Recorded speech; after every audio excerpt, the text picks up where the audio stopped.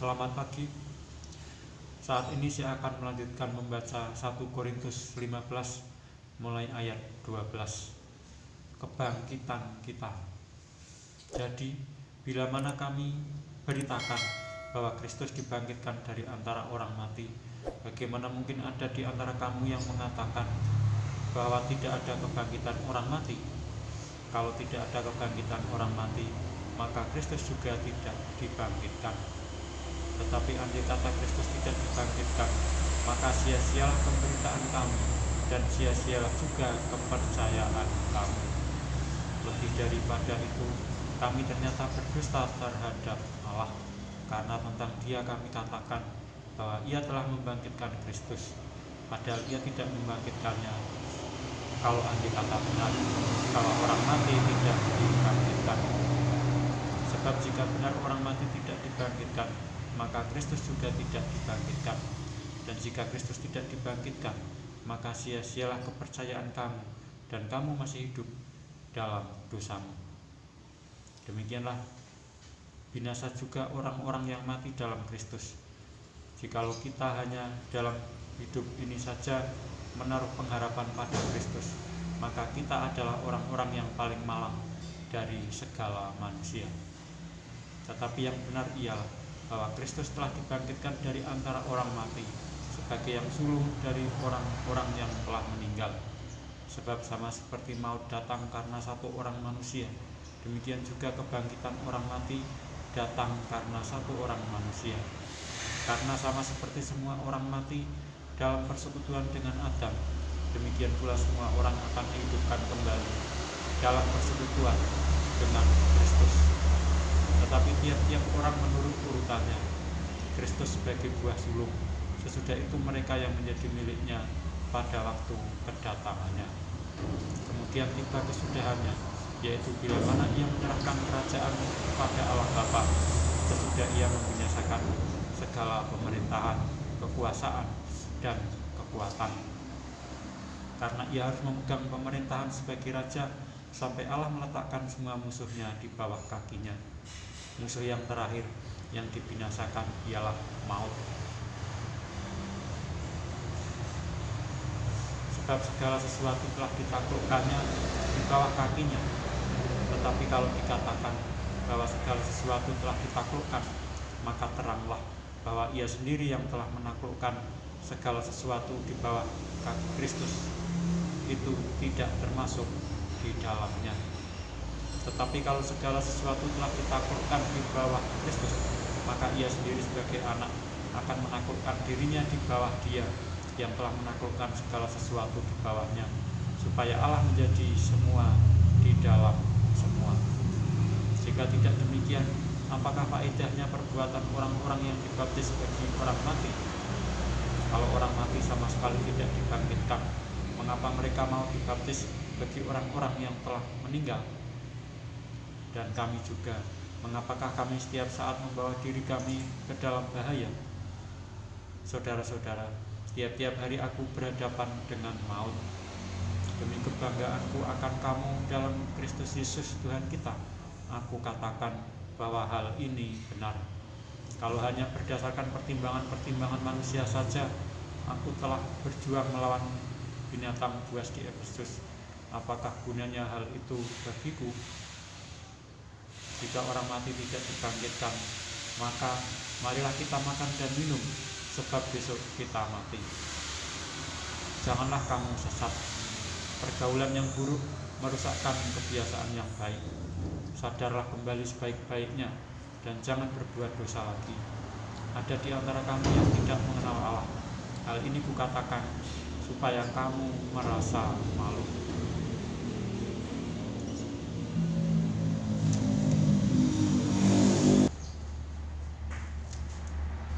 Kebangkitan tubuh.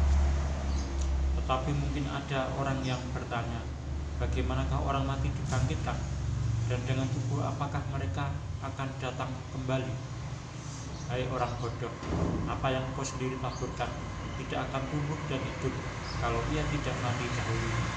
Dan yang kau taburkan bukanlah tubuh tanaman yang akan tumbuh, tetapi biji yang tidak berkulit.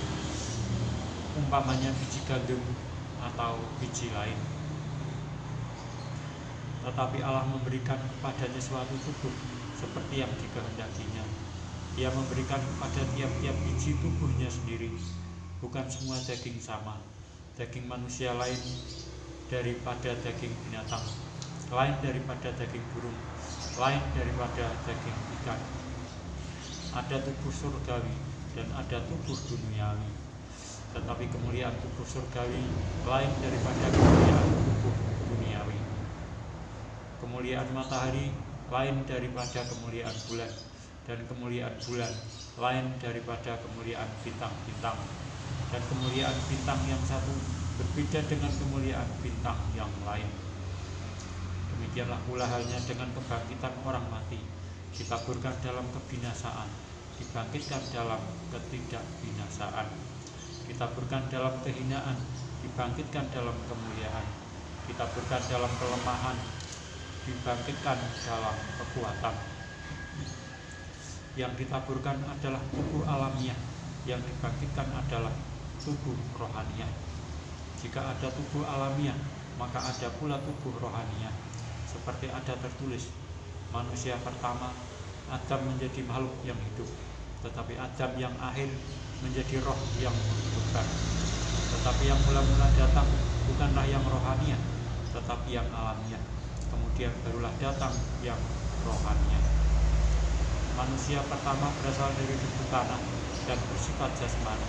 Manusia kedua berasal dari surga. Makhluk-makhluk alamiah sama dengan dia yang berasal dari debu tanah, dan makhluk-makhluk surgawi sama dengan dia yang berasal dari surga. Sama seperti kita telah memakai rupa dari yang alamiah, demikian pula kita akan memakai rupa dari yang surgawi. Saudara-saudara, inilah yang hendak kukatakan kepadamu, yaitu bahwa daging dan darah tidak mendapat bagian dalam kerajaan Allah, dan bahwa yang binasa tidak mendapat bagian dalam apa yang tidak binasa. Sesungguhnya aku menyatakan kepadamu suatu rahasia, kita tidak akan mati semuanya, tetapi kita semuanya akan diubah dalam sekejap mata, pada waktu bunyi nafiri yang terakhir.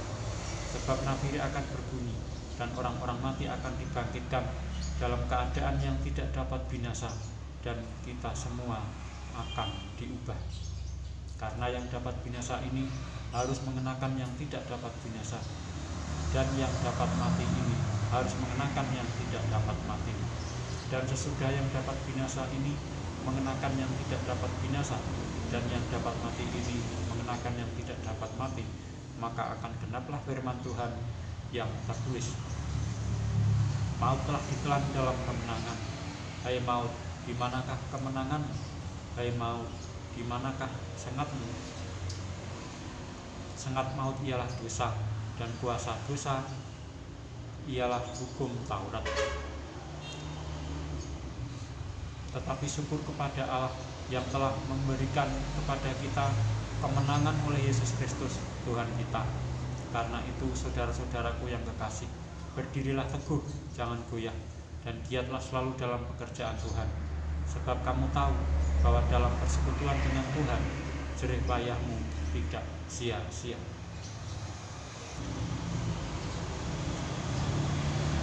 Saya lanjutkan membaca 1 Korintus 16 atau 1 Korintus yang terakhir. Bantuan untuk jemaat di Yerusalem, tentang pengumpulan uang bagi orang-orang kudus. Hendaklah kamu berbuat sesuai dengan petunjuk-petunjuk yang memberikan kepada jemaat-jemaat di Galatia. Pada hari pertama dari tiap-tiap minggu, hendaklah kamu masing-masing sesuai dengan apa yang kamu peroleh, menyisihkan sesuatu dan menyimpannya di rumah, supaya jangan pengumpulan itu baru diadakan kalau aku datang. Sesudah aku tiba, aku akan mengutus orang-orang yang kamu anggap layak dengan surat ke Yerusalem untuk menyampaikan pemberian. Kalau ternyata penting bahwa aku juga pergi, maka mereka akan pergi bersama-sama dengan aku.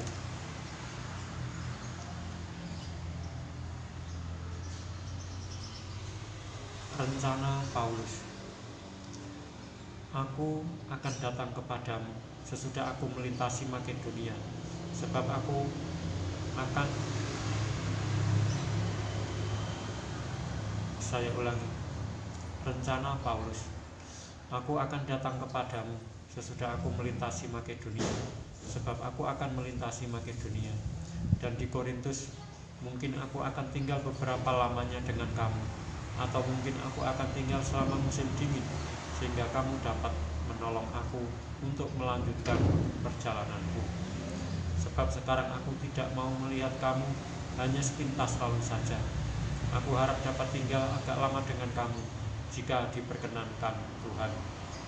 Tetapi aku akan tinggal di Efesus sampai hari raya Pentakosta, sebab di sini banyak kesempatan bagiku untuk mengerjakan pekerjaan yang besar dan penting, sekalipun ada banyak penentang. Beberapa pemberitahuan. Jika Timotius datang kepadamu, usahakanlah supaya ia berada di tengah-tengah kamu tanpa takut, sebab ia mengerjakan pekerjaan Tuhan sama seperti aku.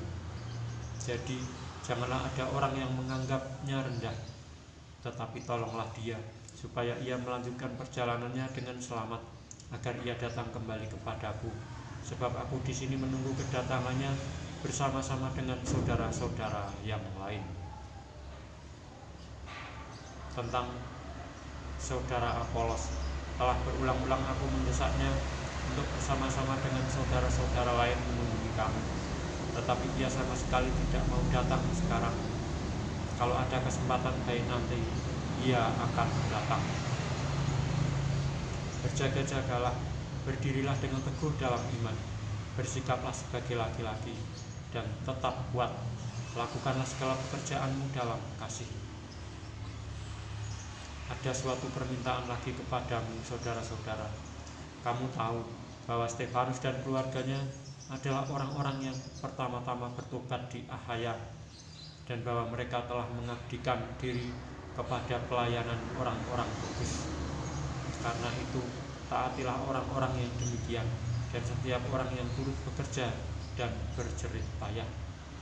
Aku bergembira atas kedatangan Stefanus, Fortunatus, dan Achaicus, karena mereka melengkapi apa yang masih kurang padamu, karena mereka menyegarkan rohku dan roh kamu.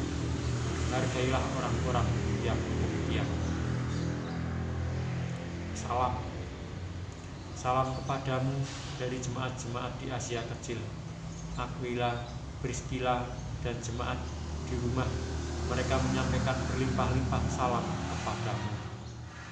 Salam kepadamu dari saudara-saudara semuanya. Sampaikanlah salam seorang kepada yang lain dengan cium kudus. Dengan tanganku sendiri aku menulis ini. Salam dari Paulus. Siapa yang tidak mengasihi Tuhan, terkutuklah ia. Maranatha.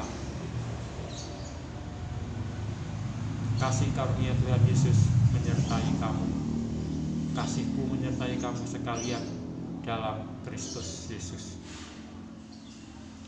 Demikianlah saya telah menyelesaikan membaca 1 Korintus, yaitu dari 1 Korintus yang pertama sampai dengan 1 Korintus yang terakhir, yaitu 1 Korintus 16. Dan saya akan melanjutkan membaca kitab selanjutnya, yaitu membaca 2 Korintus pada kesempatan yang akan datang. Sekian.